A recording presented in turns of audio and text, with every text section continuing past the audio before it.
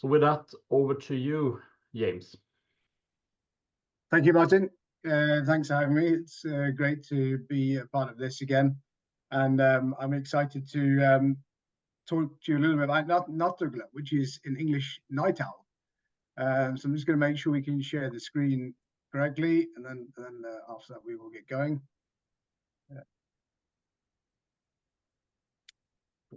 This. Okay, does it look like it's running smoothly? All okay, Martin? Yes, now it's working. Great. Okay, we have limited time today, but of course, if you're more interested in learning more about Nattuggla or night owl, please get in touch after the webinar. We're fully integrated with Skyresponse, as Martin said, and have been so with many of our technologies over the last 8 to 10 years. So we have a lot of very good experience with Skyresponse, and are very pleased with the integrations and the work we have together. So that's a really good start. And in terms of night owl, I really want to just set the stage for this. Really, when we've looked at this, we are imagining what things can be and what things are becoming. And if we imagine that we can enrich the lives of seniors, the elderly, with tools like night owl, like other technologies, to keep them safe and comfortable in their own homes for longer, or that they may be in an assisted living in a care home setting, for example, then we've really achieved the goal. The second thing, which is very important for HEPRO, is that we also empower what we call the heroes of healthcare and give them the tools for them to use and to make them more effective in their work. And of course, as we all want, that they really give the right type of care to those they're caring for. So those two goals are very much in the forefront for us. And when we looked at night owl, as this product came to life and it was developed and is being continued developed, we based it and used a lot of the existing technology that we know about, but with two very key parts. The one is obviously the video, and the other part is the audio. And one of the founders of the company that made night owl came from the audiovisual world, conferencing world, which is a really good start. And that's also what's brought and made this so successful, as it already has been. So we're going to look at some of the functions today. I'm going to go fairly fast. I think there'll be a chance for questions at the end, and of course we can speak further for those who are interested. This is how the camera looks. Again, we'll come back to some of the key features, but it's very net. It's very nice. It looks very nice on the wall, and it's not very obtrusive at all in the room setting.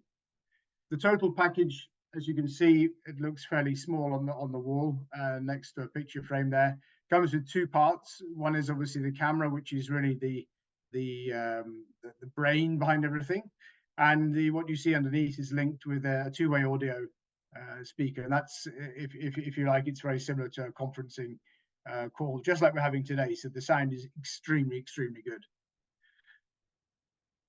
I'm going to talk straight away about the fun things, which is the functions of night owl, and this is always what's really good to see. How does it work? What are the fancy functions of this tech? And we're going to look at that now, and we're going to talk a little about the setup afterwards. One of the key features which we have as a default is the anonymization of the person in the room. This is a camera system. It is looking into the room when triggered upon.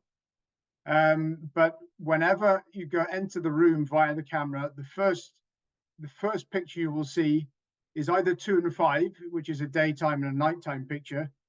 That's where something has happened, an event has triggered a call, an alarm, and one has responded, one has received access to the camera, either through Skyresponse Central or through the app, a carer's app, and you then enter the room, you enter the camera. The first thing you see will be an anonymized person. You will not see pictures 1 and 4, which is the full version. Pictures 3 and 6 are pixelized. Some people think this is just a technical fault. For us, this isn't a technical fault. This is an extra layer of security. And when there is non-activity, so there is no movement in the room, or actually no one is in the room, the first picture one comes to when entering the camera will be pixelized. There's various factors involved with this, but this is an extra level of security we should put in place. And then one has the opportunity to turn off the anonymization if one has that type of access within the portal. And then at that point, you'll be able to see pictures 1 and 4. So this is an array of pictures, and I just wanted to explain the flow of them. But what we're saying is that the picture you will see will always be anonymized if the person is in the room, regardless of what has caused the trigger. And even if you're doing a remote monitoring session, so for example, you're doing a digital visit at night, picture 5 will be what you see to begin with.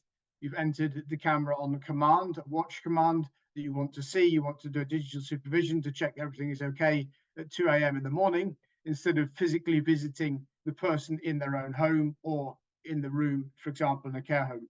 The picture you will see, there will be picture 5, the person will be anonymized. And then upon commanding the night owl, you will be able to turn it off and then get a live picture if you have that access. So what causes alarms? What are the triggers that make that bring up the possibility to see inside the room? So everybody needs fall alerts. That's one of the key drivers in this day and age. So hard falls and slow falls and slipping, for example, slipping out of a chair, as it could be a common one, and also halfway out of a bed, sitting up in bed. All of these are commands which will trigger alarms, which care staff then will receive either through Skyresponse Central or through their app.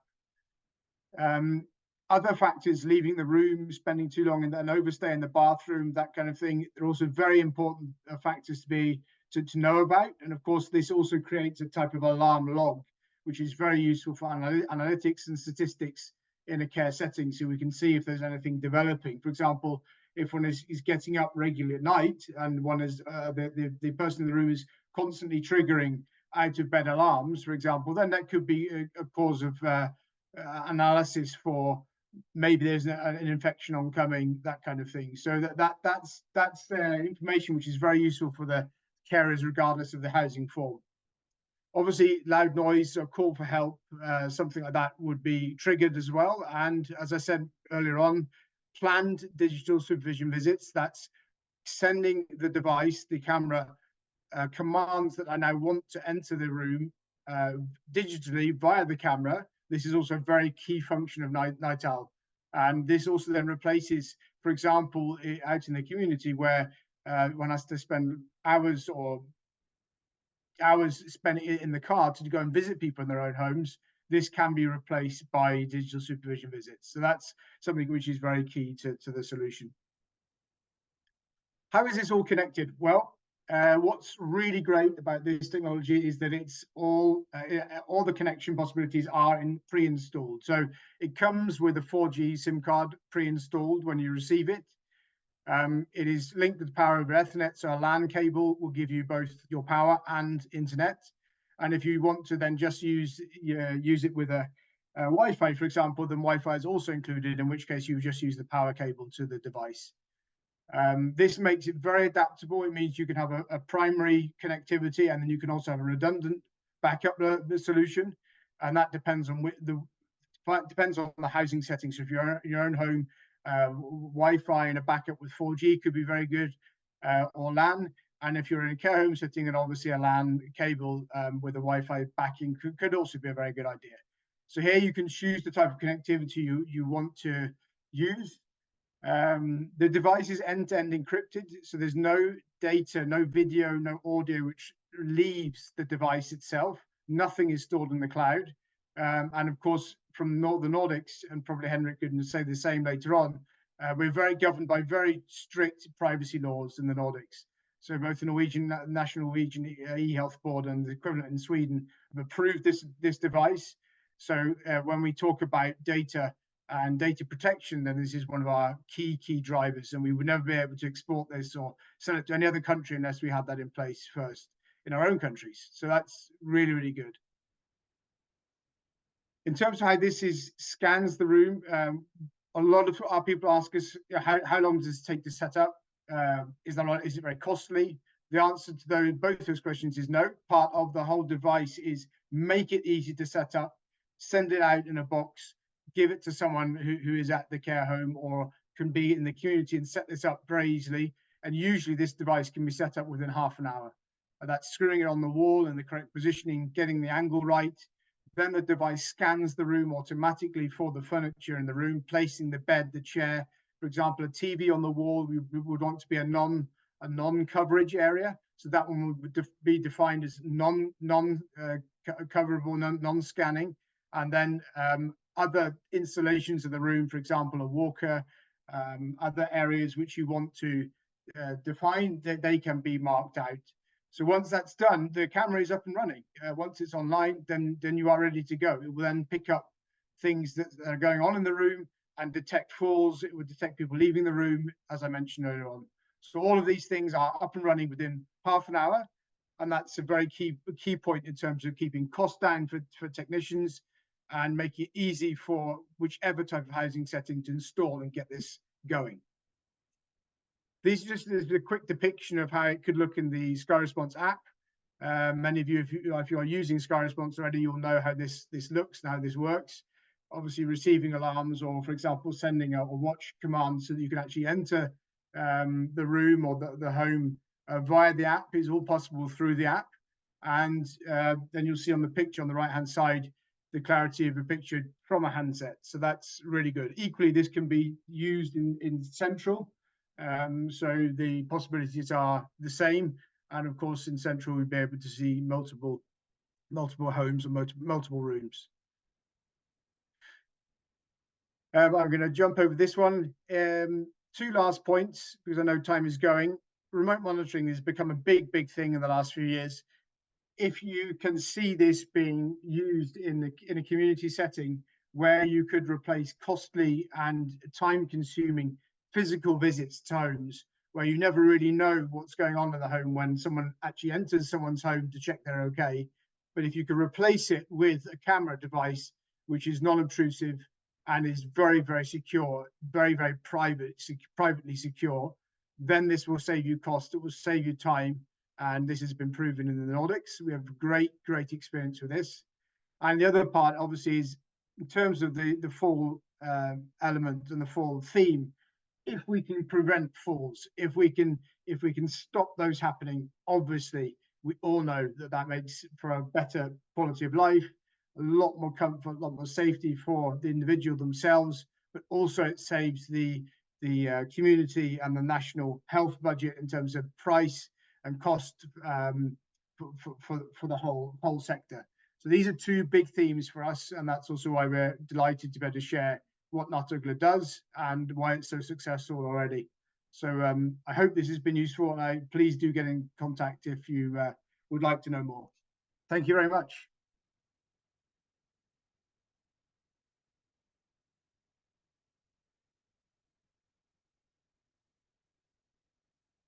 I think you're on mute, Martin.